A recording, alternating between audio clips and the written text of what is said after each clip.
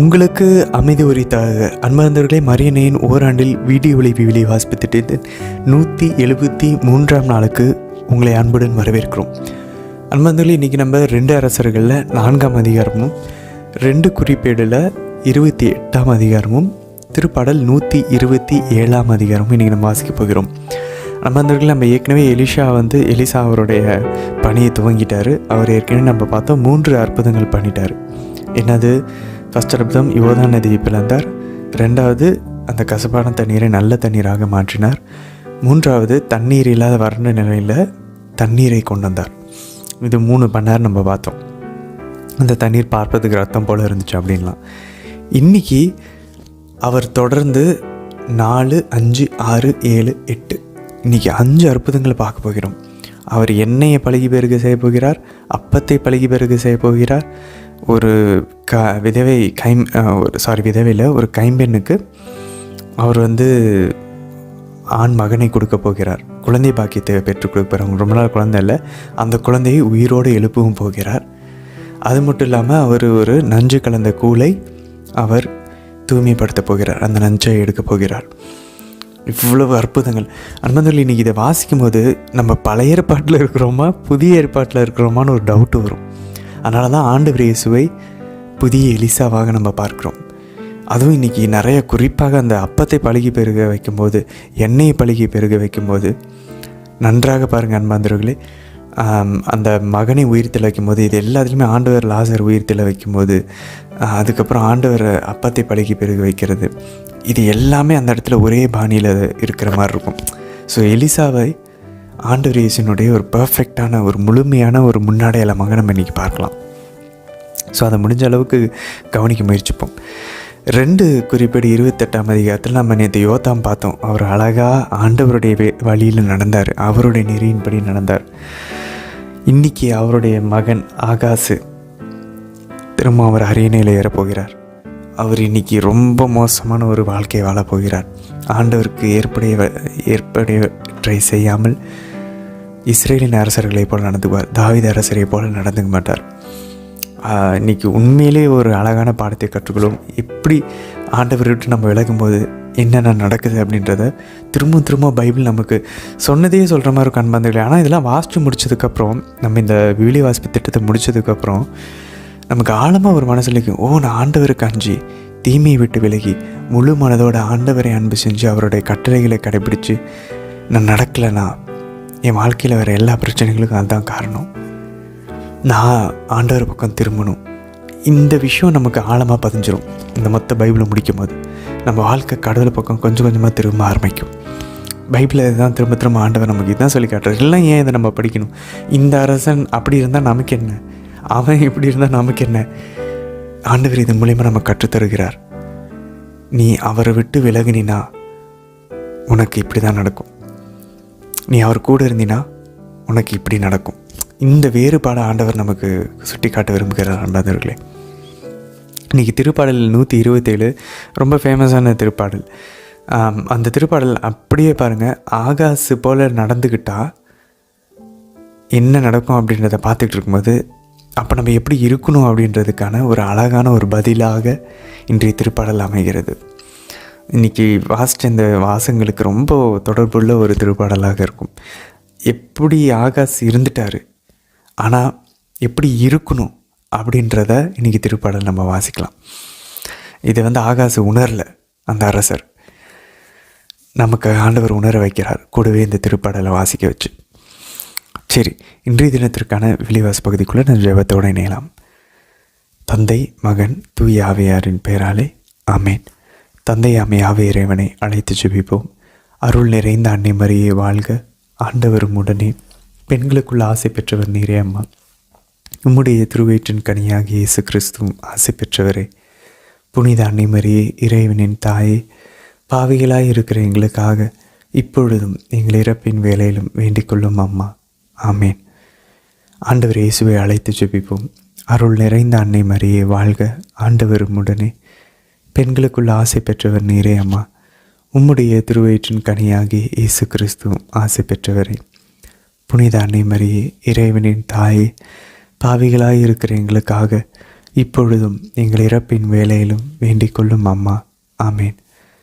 தூய ஆவியானவரை அழைத்து ஜெபிப்போம்.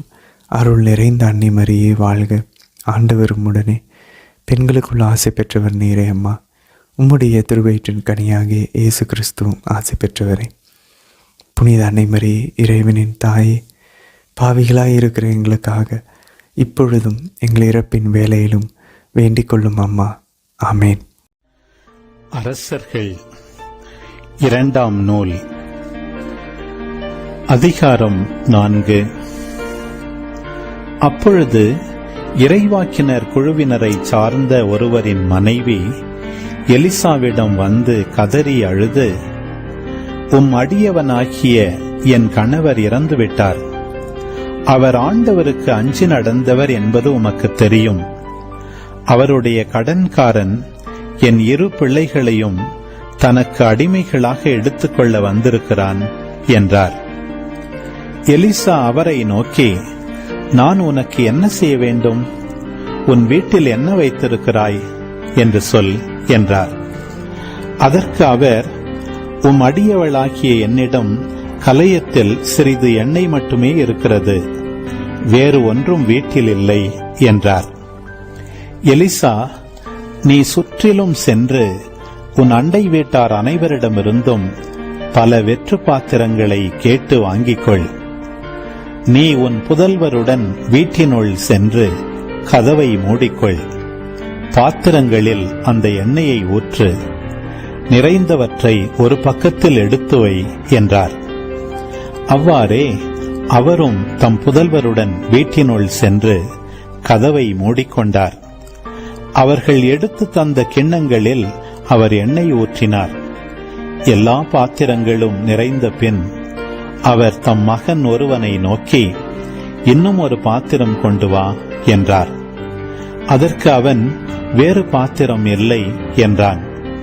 அத்தோடு எண்ணெய் வருவதும் நின்றுவிட்டது. கடவுளின் அடியவரிடம் அவர் வந்து அதை அறிவித்தார். அதற்கு அவர், நீ போய் எண்ணெயை விற்று உன் கடனை தீர்த்துவிடு. எஞ்சியதை கொண்டு நீயும் உன் புதல்வரும் பிழைத்துக் கொள்ளுங்கள் என்றார். ஒரு நாள் எலிசா சூனேமுக்கு சென்றார். அங்கே இருந்த பணக்கார பெண் ஒருவர் அவரை உணவருந்தும்படி வற்புறுத்தினார். அதன் பின் அவர் அவ்வழியே சென்ற போதெல்லாம் அங்கே உணவருந்திவிட்டு செல்வார். அவர் தம் கணவனை நோக்கி, நம்மிடம் அடிக்கடி வரும் ஆண்டவரின் அடியவர் புனிதர் என்று நான் கருதுகிறேன். ஆதலால் வீட்டு மேல் தளத்தில் சிறு அறை ஒன்றை அவருக்காக கட்டி அதில் படுக்கை, மேசை, நாற்காலி, விளக்கு முதலியன தயார்படுத்தி வைப்போம். அவர் வரும்பொழுதெல்லாம் அங்கே தங்கிச் செல்லட்டும் என்றார். ஒரு நாள் எலிசா அங்கு வந்து மாடி அறையில் தங்கி ஓய்வு எடுத்துக் கொண்டிருந்தார். பின்பு அவர் தம் பணியாளன் கேகசியை நோக்கி, அந்த சூனேம் பெண்ணை கூப்பிடு என்றார். அவனும் அவரை அழைத்து வர அவர் முன்னே வந்து நின்றார். அப்பொழுது அவர் கேகசியை நோக்கி, நீ அவளிடம், அம்மா, நீங்கள் எங்களுக்காக இவ்வளவு சிரமம் எடுத்திருக்கிறீர்கள், ஏதாவது உதவி செய்ய வேண்டுமா? அரசரிடமோ படைத்தலைவரிடமோ பரிந்து பேசும்படி ஏதாவது உண்டா என்று கேள் என்றார். அதற்கு அவர், என்னுடைய இனத்தாரிடையே நான் நலமாய்த்தான் வாழ்ந்து வருகிறேன் என்று பதிலளித்தார். மீண்டும் எலிசா வேறு எந்த விதத்தில் அவருக்கு உதவி செய்யலாம் என்று கேட்டார். அதற்கு கேகசி, அவருக்கு குறை ஏதும் இல்லை, ஆனால் அவருக்கு பிள்ளை இல்லை, அவருடைய கணவருக்கும் வயதாகிவிட்டது என்றான். எலிசா, அவளை இங்கு வரச் சொல் என்றார். அவ்வாறே அவன் அவரை அழைக்க அவரும் கதவருகில் வந்து நின்றார். எலிசா அவரை நோக்கி, அடுத்த ஆண்டு இதே பருவத்தில் உனக்கு ஒரு மகன் பிறந்திருப்பான் என்றார். அதற்கு அவர், என் தலைவரே, கடவுளின் அடியவரே, உம் அடியவளை ஏமாற்ற வேண்டாம் என்றார். எலிசா அப்பெண்ணுக்கு முன்னறிவித்தவாறே அவர் கருவுற்று அடுத்த ஆண்டு அதே பருவத்தில் ஒரு மகனை பெற்றெடுத்தார். குழந்தையும் வளர்ந்தான். ஒரு நாள் அவன் அறுவடை செய்வோருடன் இருந்த தன் தந்தையிடம் சென்றான். அவன் தன் தந்தையிடம், ஐயோ, தலை வலிக்கிறது, தலை வலிக்கிறது என்று சொன்னான். தந்தையும் தம் வேலையாள் ஒருவனிடம், நீ இவனை இவன் தாயிடம் தூக்கிக் கொண்டு போ என்றார். அவன் அப்படியே பிள்ளையை தூக்கிச் சென்று அதன் தாயிடம் கொண்டு வந்து விட்டான். நண்பகல் வரை அவர் மடியில் கிடந்த பின் அது இறந்து போனது. அவரோ கடவுளுடைய அடியவரின் அறைக்குச் சென்று அவருடைய படுக்கையின் மேல் பிள்ளையை கிடத்தினார். பின்னர் கதவை பூட்டிவிட்டு வெளியே வந்தார். தம் கணவனை அழைத்து அவரிடம், வேலைக்காரன் ஒருவனை ஒரு கழுதையுடன் என்னோடு அனுப்பி வைக்கவும். கடவுளின் அடியவரிடம் நான் உடனே போக வேண்டும். விரைவில் திரும்பி வருகிறேன் என்றார். அதற்கு அவருடைய கணவர், நீ அவரிடம் போக வேண்டிய காரணம் என்ன? இன்று அமாவாசையும் இல்லை, ஓய்வு நாளும் இல்லையே என்றார். அதற்கு அப்பெண், நல்லதற்குத்தான் என்றார். கழுதைக்கு சேணமிடச் செய்த பின் அவர் தம் வேலையாளை நோக்கி, கழுதையை வேகமாக ஓட்டிச் செல், நான் சொன்னால் ஒழிய அதன் வேகத்தை குறைக்காதே என்றார். அவ்வாறே அவர் புறப்பட்டு கர்மேல் மலையிலிருந்து அடியவரிடம் வந்து சேர்ந்தார். அவர் தம்மை நோக்கி வருவதை தொலையிலிருந்து பார்த்த எலிசா தம் வேலையாள் கேகசியை நோக்கி, இதோ சூனேம் பெண் வருகிறாள், அவளை சந்திக்க உடனே விரைந்து செல். அவளிடம், நீ நலமா, உன் கணவர் நலமா, உன் குழந்தை நலமா என்று கேள் என்றார். அப்பெண் மறுமொழியாக, ஆம், நலமே என்றார். பிறகு அவர் மலையில் இருந்த கடவுளின் அடியவரிடம் வந்து அவர் காலடிகளை பற்றி கொண்டார். அவரை அப்புறப்படுத்த கேகசி அருகில் வந்தபோது கடவுளின் அடியவர், அவளை விட்டுவிடு, ஏனெனில் அவளது உள்ளம் துயரத்தில் ஆழ்ந்துள்ளது. ஆண்டவர் அதை எனக்கு அறிவிக்காமல் மறைத்துவிட்டார் என்றார். அப்பொழுது அப்பெண், ஐயா, உம்மிடம் நான் மகப்பேறு கேட்டதுண்டா? என்னை ஏமாற்ற வேண்டாம் என்று உமக்கு நான் முன்பே சொல்லவில்லையா என்றார். அப்பொழுது அவர் கேகசியை நோக்கி, நீ இடுப்பை வரிந்து கட்டிக்கொண்டு எனது ஊன்றுகோலை உன் கையில் எடுத்துக்கொண்டு போ. வழியில் யாரையாவது கண்டால் வணக்கம் செய்யாதே. உனக்கு யாராவது வணக்கம் செய்தாலும் பதில் வணக்கம் செய்யாதே. என் ஊன்றுகோலை பிள்ளையின் முகத்தின் மேல் வை என்றார். ஆனால் பிள்ளையின் தாய், வாழும் ஆண்டவர் மேல் ஆணை, உம் உயிர் மேலும் ஆணை, உம்மை நான் விடமாட்டேன் என்றார். எனவே எலிசா எழுந்து அவரை பின்தொடர்ந்து சென்றார். கேகசி இவர்களுக்கு முன்பே புறப்பட்டு சென்று ஊன்றுகோலை பிள்ளையின் முகத்தின் மேல் வைத்தான். ஆயினும் பிள்ளைக்கு பேச்சும் இல்லை, மூச்சும் இல்லை. எனவே அவன் தன் தலைவரை எதிர்கொண்டு வந்து பிள்ளை கண் திறக்கவில்லை என்று அறிவித்தான். எலிசா வீட்டினுள் நுழைந்த போது இறந்த பிள்ளை தம் படுக்கையில் கிடப்பதை கண்டார். உடனே அவர் உள்ளே சென்று அவர்கள் இருவரும் வெளியே இருக்க கதவை தாழிட்டுக் கொண்டு ஆண்டவரை நோக்கி மன்றாடினார். பின்பு படுக்கையின் மேல் ஏறி வாயோடு வாயும், கண்களோடு கண்களும், கைகளோடு கைகளும் வைத்து பிள்ளையின் மேல் படுத்தார். உடனே பிள்ளையின் உடம்பில் சூடு ஏறியது. பின்பு கீழிறங்கி அறையிலேயே அங்கும் இங்கும் உலாவினார். மறுபடியும் படுக்கையின் மேல் ஏறி அவன் மீது படுத்துக் கொண்டார். அப்பொழுது பிள்ளை 7 முறை தும்மிய பின் கண் திறந்தது. எனவே எலிசா கேகசியை கூப்பிட்டு, அந்த சூனேம் பெண்ணை அழைத்து வா என்றார். அவ்வாறே அவன் அழைக்க அவர் எலிசாவிடம் வந்தார். அவர் அப்பெண்ணை நோக்கி, உன் மகனை தூக்கிக்கொள் என்றார். அப்பெண் உள்ளே வந்து அவர் காலடியில் தரை மட்டும் வீழ்ந்து வணங்கிய பின் தன் மகனை தூக்கிக் கொண்டு போனார். எலிசா கில்காலுக்கு திரும்பினார். அப்பொழுது நாட்டில் பஞ்சம் நிலவியது.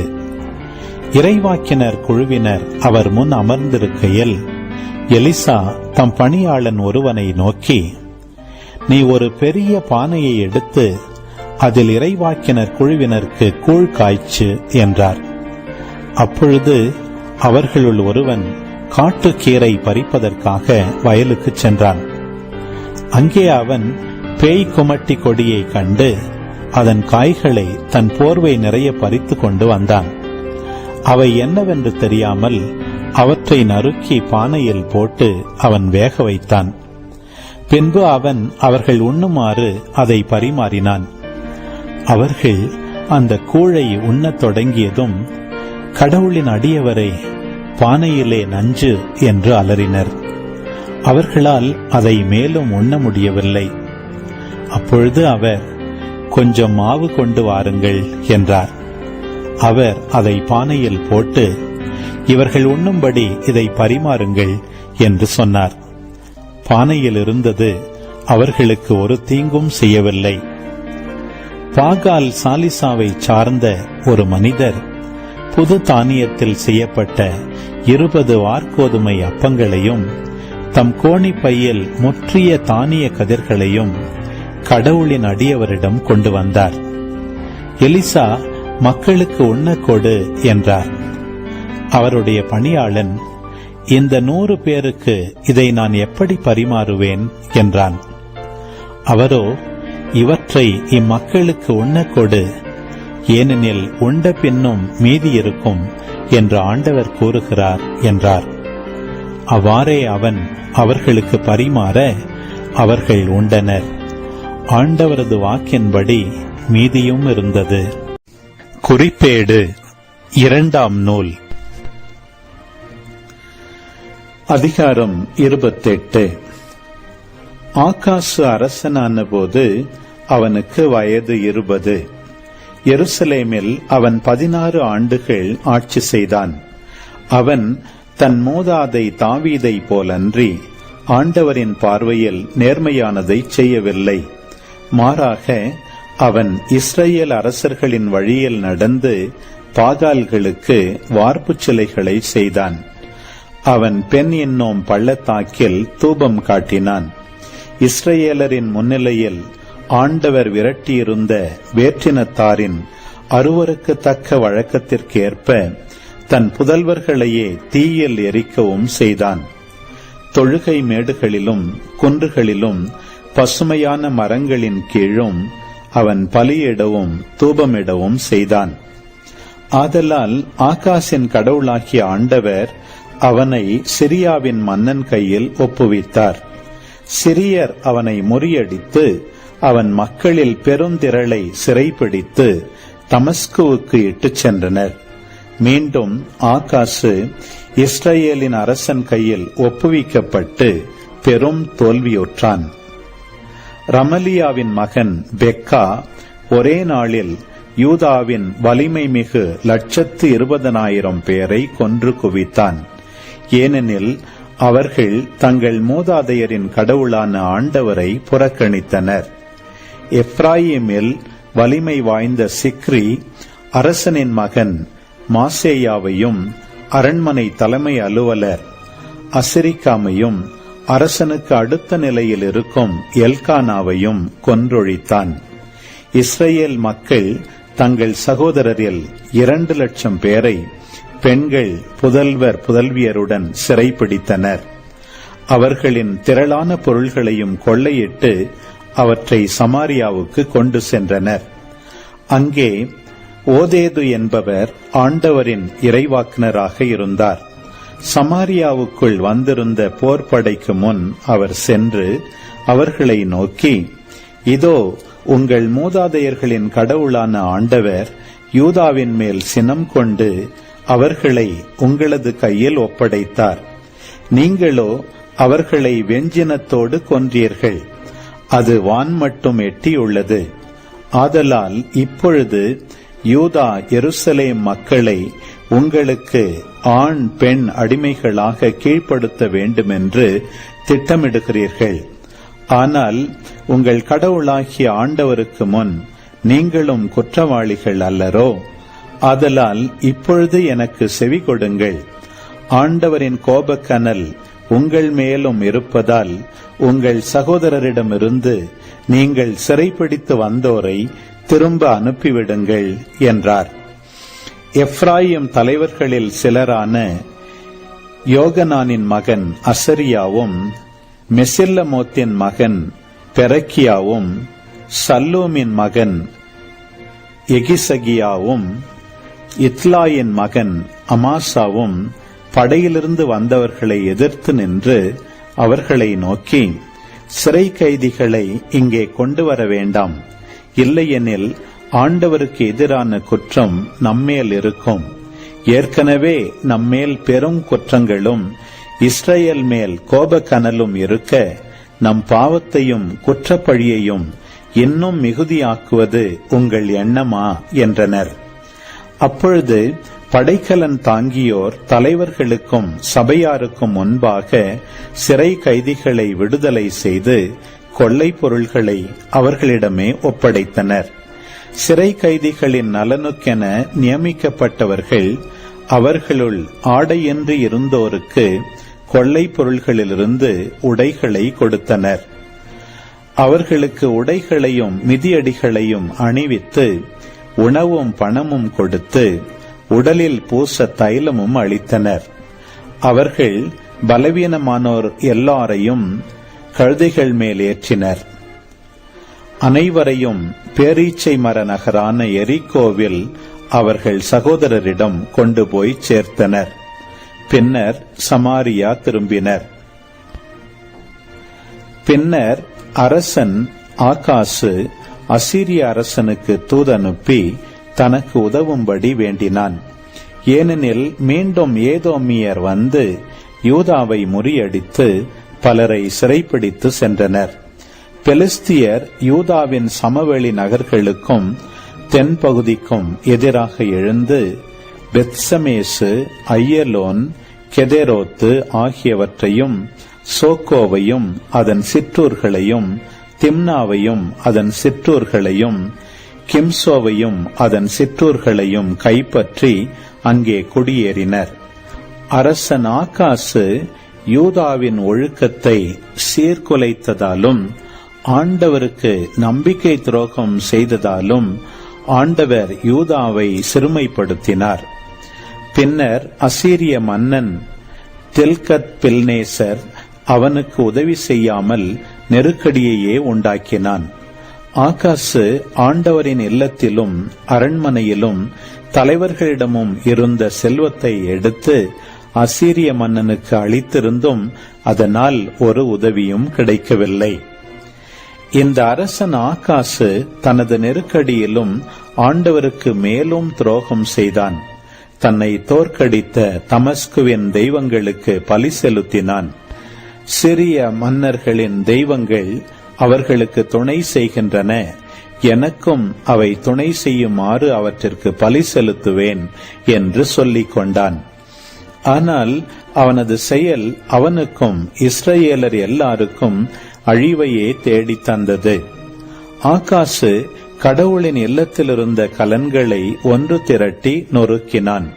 பின்னர் ஆண்டவரது இல்லத்தின் கதவுகளை மூடிய பின் எருசலேமின் எல்லா மூலைகளிலும் பலிபீடங்களை எழுப்பினான். பின்பு ஒவ்வொரு நகரிலும் யூதாவின் நகர்களில் கூட வேற்று தெய்வங்களுக்கு தூபமிட தொழுகை மேடுகளை எழுப்பினான்.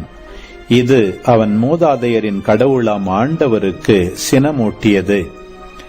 அவன் பிற செயல்கள், வழிமுறைகள் தொடக்க முதல் இறுதி வரை யூதா இஸ்ரேல் அரசர்களின் குறிப்பேட்டில் எழுதப்பட்டுள்ளன. ஆகாசு தன் மூதாதையருடன் துயில் கொள்ள இஸ்ரேல் அரசர்களின் கல்லறைக்கு எடுத்துச் செல்லாமல் எருசலேம் நகரில் அவனை அடக்கம் செய்தனர். அவனுடைய மகன் எசேக்கியா. திருப்பாடல் 127. ஆண்டவரே வீட்டை கட்டவில்லை எனில் அதை கட்டுவோரின் உழைப்பு வீணாகும். ஆண்டவரே நகரை காக்கவில்லை எனில் காவலர்கள் விழித்திருப்பதும் வீணாகும். வைகரையில் விழித்தெழுந்து நள்ளிரவில் ஓய்வெடுக்கும் வரை மானிடர் தம் உணவுக்காக வருந்தி உழைப்பது வீணே. உறங்கும் போதும் கடவுளின் அன்பர் தேவையானதை அவரிடமிருந்து பெற்றுக்கொள்வர். பிள்ளைகள் ஆண்டவர் அருளும் செல்வம், மக்கட்பேறு அவர் அளிக்கும் பரிசில். இளமையில் ஒருவருக்கு பிறக்கும் மைந்தர் வீரரின் கையிலுள்ள அம்புகளுக்கு ஒப்பானவர். அவற்றால் தம் அம்பரா தோணியை நிரப்பிய வீரர் நற்பேறு பெற்றோர். நீதிமன்றத்தில் எதிரிகளோடு வழக்காடும் போது அவர் இகழ்ச்சி அடைய மாட்டார். ஆமீன். ஆண்டவரே, இந்த நாளுக்கான இந்த இறைவார்த்தை பகுதிகளுக்காக நன்றி செலுத்துகிறோம் அப்பா. ஆண்டவரே, உம்மை புறக்கணித்து விட்டு உம்முடைய வழியில் நடக்காமல் உங்களுடைய வார்த்தையை கடைபிடிக்காமல் நாங்கள் விரும்பினதெல்லாம் செஞ்சுக்கிட்டு இருந்தா எங்களுடைய முடிவு ஆகாசை போல இருக்கும் அப்படின்றத எங்களுக்கு நீங்கள் சுட்டி காமிச்சிட்டிங்க ஆண்டவரே. அதே நேரத்தில் உங்களுடைய வார்த்தை எங்களுக்குள்ளே இருந்து நாங்கள் உங்களுக்குள்ளே இருந்து உங்களுடைய வார்த்தை எங்களுக்குள்ளே இருந்துச்சுன்னா எலிசா இறைவாக்கினரை போல வல்லமையால் செயல்படலாம். உங்களுடைய வல்லமை எங்களுக்குள்ளேயும் செயல்படும் ஆண்டவர். நாங்களும் ஞானஸ்தானம் பெற்றுக்கிறோம். நாங்களும் இறைவாக்கினர்களாக இருக்க அழைக்கப்பட்டிருக்கிறோம் அப்பா. இதை உணர்ந்தவர்களாக நீங்கள் வீட்டை கட்டலைன்னா எங்களுடைய வீடு கட்டப்படாது. நீங்கள் காவல் இல்லைன்னா எங்களுடைய வாழ்க்கையில் நீங்கள் எங்களுக்கு ஆசீர்வாதம் கொடுக்கலன்னா எதுவும் வராதுன்றதை உணர வைத்தரலும் அப்பா. அம்மா தெய்வத்தாயே, நீங்கள் எப்படி ஆண்டவர் சொன்னதையெல்லாம் கேட்டு அதன்படி அவருடைய விருப்பத்தின்படி நடந்தீங்களோ அதே போல் எங்களையும் நடக்க அருள் புரியும் அம்மா. எங்களுக்கு அந்த ஒரு உந்துதலை தாங்கம்மா, உற்சாகத்தை தந்தரலும் அம்மா. தந்தை, மகன், தூய ஆவியாரின் பெயராலே ஆமீன். அன்பந்தர்கள், இன்னைக்கு எலிசாவினுடைய அந்த அற்புதங்களில் பாருங்கள், நிறைய இடங்களில் அவர் பாருங்கள் அந்த கைமன் கிட்ட கேட்குறாரு பாருங்கள், ஆண்டவர் இயேசுவை போலவே நான் உனக்கு என்ன செய்ய வேண்டும், உன் வீட்டில் என்ன வைத்திருக்கிறாய். ஆண்டவர் சொல்கிறார் பாருங்களேன். நிறைய இடங்களில் ஆண்டவர் கேட்பார். புதிய ஏற்பாடு நம்ம வாசிச்சிருக்கிற நற்செய்தியில் உனக்கு நான் என்ன செய்ய வேண்டும் என்று விரும்புகிறாய். அப்படியே எலிசாவினுடைய குரலாக நம்ம கேட்கலாம். அதே போல் ஆண்டவர் பாருங்கள், உங்ககிட்ட என்ன இருக்குது அப்படின்னு கேட்பார். இந்த கைமன்கிட்ட கேட்குறாரு பாருங்க, உன் வீட்டில் என்ன வைத்திருக்கிறாய். எண்ணெய் இருக்குது, கொஞ்சோண்டு இருக்குது அப்படின்ற, அதை எடுத்து ஊற்று. ஒருவேளை ஆண்டவர் பாருங்கள், ஆண்டவர் கேட்பார் உங்கள்கிட்ட என்ன இருக்குது அப்படின்றப்ப, எங்கிட்ட 5 அப்பமும் 2 மீன் இங்கே ஒரு சிறிய பையன் வச்சுருக்கான் அப்படின்றப்ப அதை கொண்டு வாங்க அப்படின்னு சொல்லுவார். அதுவும் குறிப்பாக பாருங்கள் 42ஆம் அதிகாரத்தில் வார்கோதுமை அப்பங்களை யோவான் நற்செய்தியில் நமக்கு ஞாபகம் கண்பந்தர்களே, புனித யோவான் இதை தெளிவாக நமக்கு மென்ஷன் பண்ணுறார். 5 வார்கோதுமை அப்பங்கள். திரும்பவும் பாருங்கள், அதை நம்ம ஒன்று சேர்க்கும்போது 43ஆம் வசனத்தில் உண்ட பின்னும் மீதி இருக்கும் என்று ஆண்டவர் கூறுகின்றார். அப்போ பாருங்கள், எலிசா ஆண்டவருடைய குரலை கேட்டுக்கிட்டே இருக்கார் மனசில். அனுமந்தர்களே, இது வெறும் இறைவாக்கினர்கள் மட்டும் இல்லை அனுமந்தர்களே, இது ப்ரைமரியாக எல்லா கிறிஸ்தவர்களுக்குமே நடக்க வேண்டியது. நம்ம அவருக்கு டைமு கொடுத்து நம்ம டோட்டலாக லைஃப் அவருக்காக கொடுத்தோம். அதுக்காக நம்ம கண்ணீர் குருக்களாக போகணுன்னு அவசியம் இல்லை. நம்ம கல்யாணம் பண்ணிக்கலாம், ஒருவேளை கடவுள் அதுக்கு அழைச்சாருன்னா, குருத்துவத்துக்கு அழைச்சாரு, இல்லை துறவிகளாக சிஸ்டர்ஸாக போகணும் அழைச்சாருன்னா அதுக்கு போகலாம். எந்த அழைப்பில் வேணால் இருக்கலாம். சிஸ்டர்ஸாக இருந்தும் ஆண்டவருக்கு ஃபாதர்ஸாக இருந்தும் வாழ்க்கையை கொடுக்காம தன் விருப்பப்படி செயல்படுறவங்களும் இருக்காங்க. கல்யாண வாழ்க்கையில் வந்துட்டு ஆண்டவருக்கு ஊழியம் பண்ணுறவங்களும் வாழ்க்கை கொடுத்தவங்களும் இருக்காங்க. ஸோ எந்த அழைப்பில் வேணாலும் ஆண்டவர் நமக்கு வச்சுருக்காரோ அதன்படி நம்ம போகலாம். ஆனால் அந்த அழைப்பில், அந்த வாழ்க்கை நிலையில், ஸ்டேட் ஆஃப் லைஃப்பில் என் மொத்தத்தையும் ஆண்டவருக்கு நான் கொடுத்துருக்கேன்னா we can command such power. அந்த அற்புதங்கள் இப்போவும் நடக்கும், நடந்துக்கிட்டு இருக்கு. நம்ம ஜபத்தில் ஆண்டவருடைய குரலை கேட்கலாம். நம்மள ஒரு சில பேர் கேட்டுக்கொண்டிருப்போம். ஆண்டவர் பேசுவார், கண்டிப்பாக இதெல்லாம் நடக்கும். ஸோ பாருங்கள், அவர் பாருங்கள், ஆண்டவர் இயேசு பாருங்கள், அந்த 5000 பேருக்கு உணவை கொடுத்ததுக்கப்புறம் பழகி பெருகி மீதி எஞ்சிய துண்டுகளை எடுத்து சேர்த்து வைக்கின்றார். ஸோ எல்லாமே மேட்ச் ஆகுது பாருங்களேன் எலிசா கூட. அதுக்கப்புறம் மேபி ஒருவேளை ஆண்டவர் அந்த 5000 பேர்த்துக்கு எப்படி கொடுத்துருப்பார் 5 அப்பத்தை, மேபி அதை எடுத்து கூடைகளில் போட போட அதை வந்துக்கிட்டே இருந்திருக்கும். ஏன்னா இப்போ பாருங்கள், எண்ணெய் ஊற்ற அதை வலிஞ்சிக்கிட்டே இருந்துச்சு நம்ம பார்க்குறோம். ஸோ தெரியல ஆண்டவர் எப்படி அதை பழகி பிறகு செய்திருப்பார் அப்படின்னு சொல்லி. சரி, இன்றைக்கி நம்ம 2 குறிப்பேடுக்குள்ளே போகலாம் பாருங்கள். 28ஆம் அதிகாரம் 5-6 வசனங்கள் பாருங்கள். ஏன் ஆண்டவர் அசிரிய மன்னனுக்குள்ள விட்டார்? ஏன்னா ஆகாசின் கடவுளாகிய ஆண்டவர் அவரை சிரியாவின் மன்னன் கையில் ஒப்புவித்தார். அவர் ஒப்புவிச்சார் ஆண்டவர் அவர் கையில். ஏன்னா அவருடைய வழியில் நடக்கலை. அந்த 6ஆம் வசனம் பாருங்கள், ஏனெனில் அவர்கள் மக்கள் பாருங்கள் ஏன் மாட்டினாங்க, ஏனெனில் அவர்கள் தாங்கள் மூதாதையரின் கடவுளாகிய ஆண்டவரை புறக்கணித்தனர். அனுபவங்களை பைபிள் திரும்ப நமக்கு இதுதான் சொல்லி தருது. நாங்களும் அதை விறக்க உரையில் திரும்ப சொல்கிறதுக்கும் அதை நம்ம போர் அடிக்க வேண்டிய அவசியமே இல்லை, கஷ்டமும் இல்லை. ஏன் தெரியுமா, இது ஒரு ஆணியை நெத்தி பொட்டில் அடித்த மாதிரி இது நமக்குள்ளே ஏறிக்கொண்டே இருக்க வேண்டும். எத்தனை முறை வேணால் வாசிக்கலாம். ஆண்டவரை புறக்கணித்தால், ஆண்டவருடைய வழியில் நடக்கலைன்னா என்ன நடக்குன்றதை நம்ம தெரிந்து கொள்ள வேண்டும். ஆனால் அவர் வழியில் நடந்தால் என்ன நடக்குன்றதையும் நம்ம தெரிஞ்சு நம்ம மைண்டுக்கு தெளிவாக புரியணும். பாந்தவர்களே, வாழ்க்கையில் கடவுளை ஃபஸ்ட்டு போட ஆரம்பிக்கணும். நம்ம அவர் பாருங்கள் உடனே மனம் திரும்பி இருக்கணும். அவர் மனம் திரும்பலை தாவீதை போல், அவர் சவுலை போல் என்ன பண்ணுறாரு பாருங்கள். 16ஆம் வசனத்தில், பின்னர் அரசன் ஆகாசு அசிரிய அரசனுக்கு தூது அனுப்பி தனக்கு உதவுமாறு வேண்டிக் கொண்டான். மனுஷங்களை தேடுவதை விட கடவுளின் அடைக்கலம் புகுவதே மேல் அப்படின்னு தாவீது அரசர் சொல்கிறாரு சங்கீதத்தில், திருப்பாடலில். ஆனால் இவர் என்ன பண்ணுறாரு பாருங்கள், மனம் திரும்பி இருக்கணும். ஆனால் அவர் என்ன பண்ணிட்டாரு, மனுஷங்க உதவி தேடுறார். 21ஆம் வசனம் பாருங்கள், ஆகாசு ஆண்டவரின் இல்லத்தில் அரண்மனையிலும் தலைவர்களிடமும் இருந்த எல்லா செல்வத்தையும் எடுத்து அசிரியாவின் மன்னனுக்கு அளித்தாரும், அதனால் ஒரு உதவியும் கிடைக்கவில்லை. பைபிள் எவ்வளோ எக்ஸ்பிளிசிட்டாக சொல்லுது பாருங்கள் அன்பர்களே.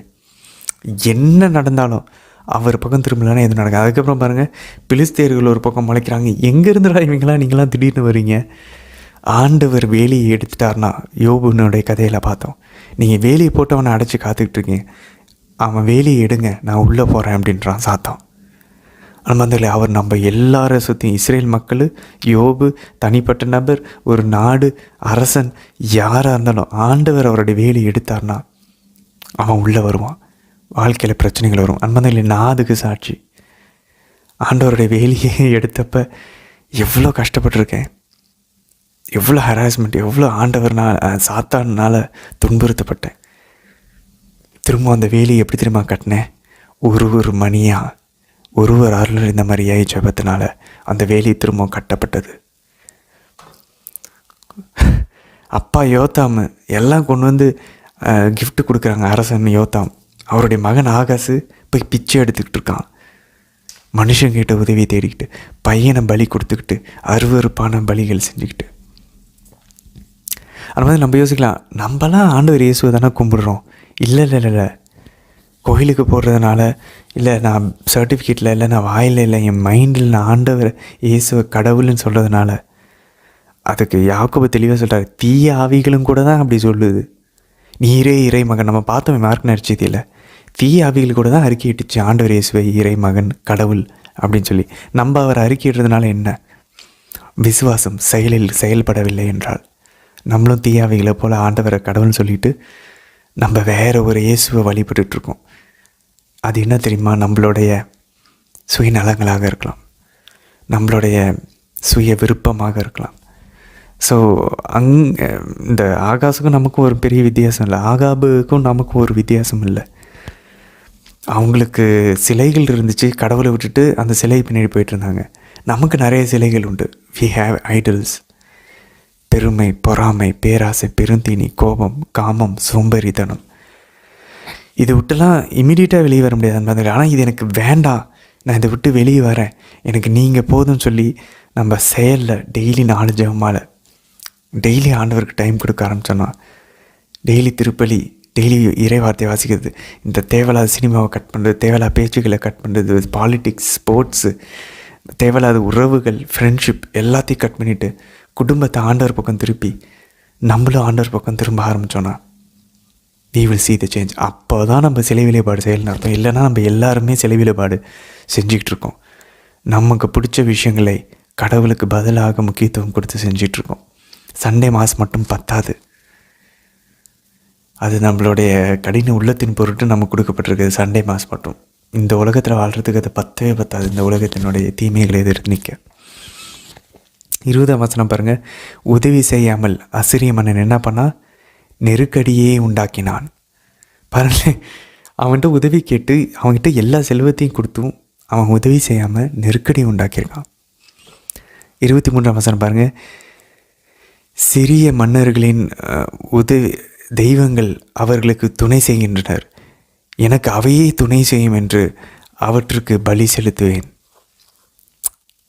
இப்போ தெரிஞ்சிருச்சு பாருங்களேன் ஆகாசனுடைய வேலை. அன்பந்தவர்களே, நம்மளும் இப்போ சண்டே மாதத்துக்கு போகிறோம், நம்மளும் ஜெபமாலை ஜெபிக்கிறீங்க, எனக்கு உதவி வேணும் அதுக்காக போகிறோன்னா ஆகாச போல தான் நடந்துகிட்ருக்கோன்னு நினைக்கிறேன். அப்போது நமக்கு உதவி வரலையா, நான் வேறு எதாச்சும் போய் பண்ணுவேன். நான் போய் என்னுடைய செல்வத்தை அன்பந்தவர்களே, ஜான் போஸ்கோடைய வாழ்க்கையை பார்ப்போம். அவர் பாருங்கள், அவர் வந்து ப்ரீஸ்ட் ஆகணும்னு அவ்வளோ படிக்கணும் அப்படின்னு ஆசைப்பட்றாரு. காசு இல்லை வீட்டில். அவர் போய் வயலில் வேலை செஞ்சு அப்பயும் படிக்க முடியல. வருஷம் போய்கிட்டே இருக்க. அவர் அழைக்கிறாரு கடவுள்னு தெரிஞ்சானா போக முடியல. ஒரு ஃபாதர் அவரை பார்த்து அவருக்கு வந்து சொல்லித்தரேன்னு சொல்கிறாரு. கடைசி அந்த ஃபாதர் திடீர்னு சொல்லித்தர ஆரம்பிப்பார். அதுக்கப்புறம் அவருக்கு ஸ்ட்ரோக் வந்து அவர் இறந்து போகிற தருவாயில் ஜான் போஸ்கோ கூப்பிட்டு, சின்ன பையன் ஜான் போஸ்கோ கூப்பிட்டு கையில் சாவியை கொடுத்து, அவரால் பேச முடியல ஏன்னா ஸ்ட்ரோக் வந்திருக்கு, சாவியை மட்டும் கொடுத்து கன்ஃபார்மாக அதில் இருக்கிறத எடுத்துக்கணும்னு சொல்லிட்டாரு. ஜான் போஸ்கோ என்ன பண்ணுறாரு, ஓகே நான் அதை வச்சுக்கிறாரு. அவர் இறந்ததுக்கப்புறம் அவருடைய சொந்தக்காரவங்களாம் வந்து வீட்டில் இருக்கிறதெல்லாம் எடுக்கும்போது அந்த புட்டியில் இருக்கிற சாவி எங்கன்றப்போ ஜான் போஸ்கோ வச்சுருக்காரு. கூட இருந்த மக்கள்லாம் சொன்னாங்க, ஃபாதர் வந்து ஜான் போஸ்கோ தான் கொடுத்துருக்காரு சாவியை அப்படின்னு. அதுக்குள்ளே என்ன இருக்குன்னு தெரியல அந்த பொட்டிக்குள்ளே. அது திறந்து பார்த்தா ரொம்ப அதிகமான பணம் உள்ளே வச்சுருக்காரு. அப்படின்னா ஏற்கனவே சொல்லியிருக்காரு, நான் இறந்துட்டா கூட உனக்கு நான் படிக்கிறதுக்கு உதவி செய்வேன்னு அந்த ஃபாதர் சொல்லியிருக்காரு ஜான் போஸ்கோ கிட்ட. அப்போது தெளிவாக கொடுத்துருக்காரு, ஜான் போஸ்கோ தான் எடுத்துக்கணும். ஆனால் அவரோட சொந்தக்காரவங்க அந்த பணத்தை எடுத்துகிட்டு போகிறதுக்கான அவங்க உரிமையும் இருக்குது. சொந்தக்காரர் என்ன சொல்கிறாரு, ஃபாதர் உனக்கு கொடுத்துட்டாருப்பா, நீ அதை எடுத்துக்கோ அப்படின்றாரு. ஜான் போஸ்கோ யோசிக்கிறார் என்ன பண்ணலாம் அப்படின்னு சொல்லி. மக்கள் அங்கங்கே வேற எல்லாம் பேசுகிறாங்க, இந்த பணம் ஆக்சுவலாக ஃபாதரோடது, அவங்களுக்கு தான் போகணும், என்னென்னமோ பேசுகிறாங்க அங்கே. ஜான் போஸ்கோ என்ன திரும்ப முடிவு எடுக்கிறாரு, அவர் அந்த 6000 லேயரு அப்படின்ட்டு இருக்கு, அப்படின்னா அது ரொம்ப பெரிய தொகை, அவர் படிப்பெல்லாம் கண்டிப்பாக முடிச்சிடலாம். அவர் என்ன திரும்ப எடுக்கிறாரு, இது நம்ம கற்றுக்கணும். அந்த எவ்வளோ நுணுக்கமான ஒரு டைம் பாருங்கள்.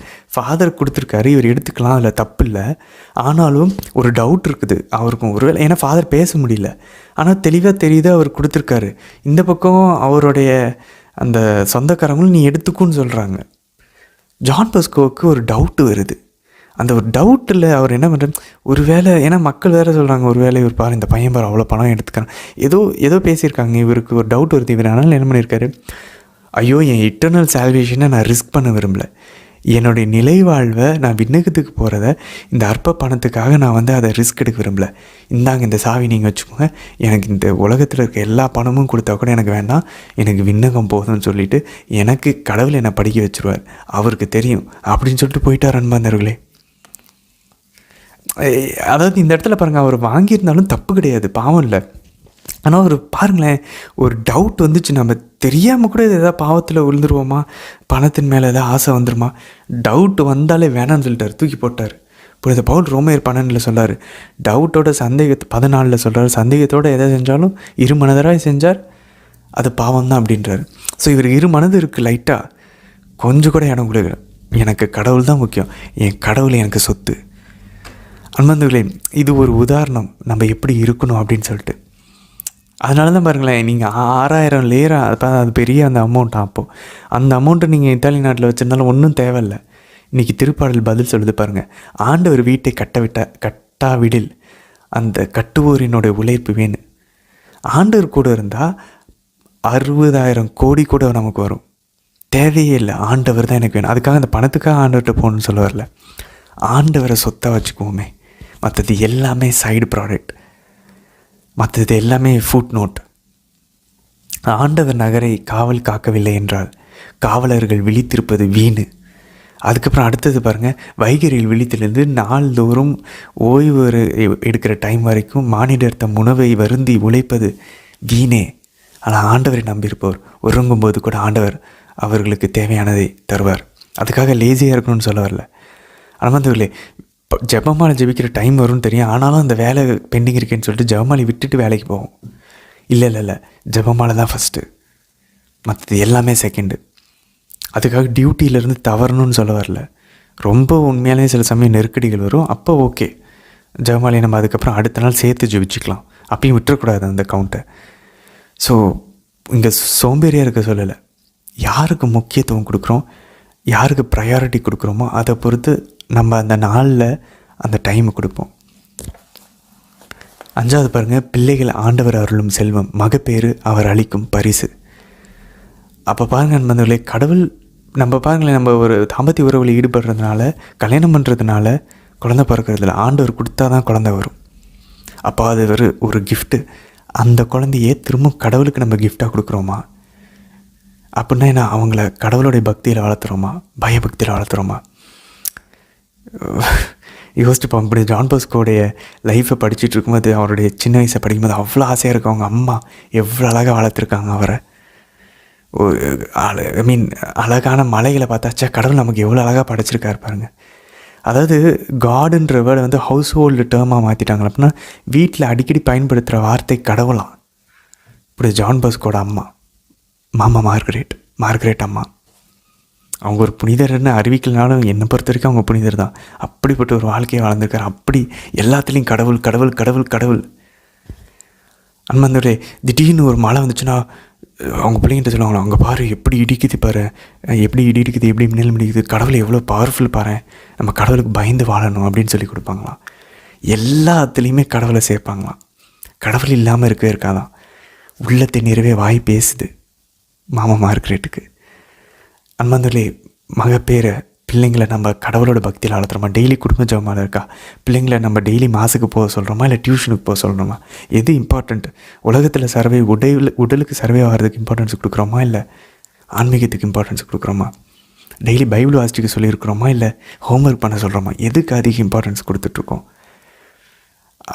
பிள்ளைங்க கடவுளுடைய கிஃப்ட். அதனால தான் அபார்ஷன், கருத்தடை, அதாவது கரு கலைப்பு, அதுக்கப்புறம் கருத்தடை, கான்ட்ராசெப்ஷன், அபார்ஷன் எதுவுமே கூடாது. எல்லாமே சாவான பாவம் அப்படின்னு சொல்லி திருச்சபை கற்பிக்கிறது. ஏன்னா பிள்ளைகள் கடவுள் கொடுக்குற செல்வம், அதை நம்ம எப்படி தடை செய்யலாம்? ஸோ பிள்ளைங்கக்கிட்ட ரொம்ப அட்டாச்மெண்ட்டாக இருந்து நிறைய பேர் குருத்துவத்துக்கு அனுப்ப மாட்டாங்க. ஃபாதர்ஸாக போகிறோன்னா அனுப்ப மாட்டாங்க. பிள்ளைங்களை கைக்குள்ளேயே வச்சுருக்கிறது இதுவும் பாவமே. பிள்ளைங்களை நம்ம அவங்கள வந்து கடவுள் அவங்களுக்கான திட்டம் வச்சுருக்காரு. அந்த திட்டத்தின்படி அவங்கள வழி நடத்தணும். வழி நடத்துறதுக்கு தான் ஆண்டவர் கொடுத்துருக்காரு.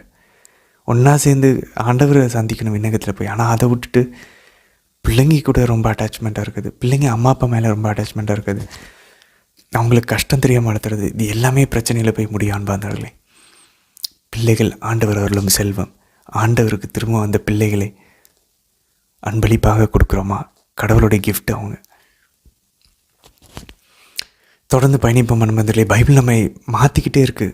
நம்மளுடைய மனசை, நம்மளுடைய சிந்தனையை அப்படியே படம் பிடிச்சி காட்டுது நம்ம எப்படி இருந்துகிட்ருக்கோன்னு. ஆண்டவர்கிட்ட இதெல்லாம் ஒரே நாளில் மாறாத அன்பர்களே. எது சரி எது தப்புன்னு கற்றுக்கொண்டே வந்துக்கிட்டு இருக்கோம். அதை கடைப்பிடிக்கிற சரியான விஷயங்களை கடைப்பிடிக்கிறதுக்கு தேவையான அருளை ஆண்டவர் கொஞ்சம் கொஞ்சமாக தவிர நம்ம கேட்கணும். கேட்காம வராது சில விஷயங்கள். நம்ம இதை வாசிக்க கேட்கும்போதே ஆண்டவர் அந்த அருளை நம்ம ஆசைப்படும் போது கொடுப்பாரு. சில சமயம் ஸ்பெசிஃபிக்காக அதுக்கு நம்ம ஜெபமாலையில், ஜெபத்தில், திருப்பலியில் ஒப்பு கொடுக்கணும். நம்ம கேட்கணும் ஆண்டவர்கிட்ட. சில விஷயங்கள் பல நாட்கள் கேட்கணும், சில விஷயங்கள் ஒரு தடவை கேட்கணும். தெரியல, பட் தொடர்ந்து பயணிப்போம். நம்ம மாற்றிக்க பைபிள் வாசித்து முடிக்கும்போது நம்ம ஒரு வித்தியாசமான மனிதர்களாக மாறணும். அந்த வித்தியாசத்தை இந்த உலகம் முழுசும் பார்த்து நம்மை பார்க்கும்போது இன்னொரு மாதாமாவா, இன்னொரு ஆண்டவர் இயேசுவாக பார்க்க வேண்டும். தொடர்ந்து பயணிக்கலான்னு வந்தவர்களே. நாளை தினத்திற்கான வீடியோவில் சந்திக்கலாம். ஆமேன்.